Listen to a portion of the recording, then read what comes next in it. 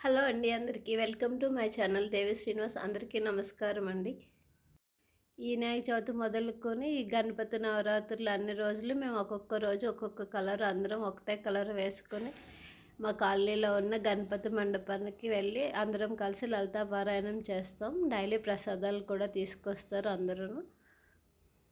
Daily అయితే మా దగ్గర ఉన్న శారీస్ ఒక కలర్ అనుకొని వేసుకుని వెళ్తాము. ఇంచుమించుగా ఒక కలర్ వస్తుంది.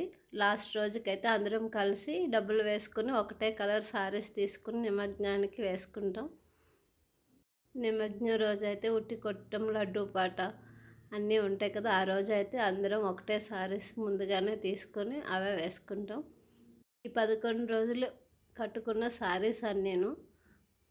ఈ 11 రోజులు అందరం 6:30, 6:45 కల్లా వెళ్ళి లలితా పారాయణం అవి చేసుకున్నప్పటికి పంతులు గారు వస్తారు. పంతులు గారు వచ్చి పూజ చేసి అంతా కంప్లీట్ అయ్యేసరికి 9 అవుతుంది మాకు డైలీ అయితేను.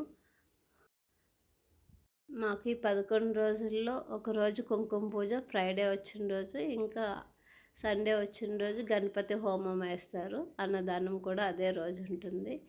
ఫ్రైడే రోజు కుంకుమ పూజ రోజు కూడా పెడతారు.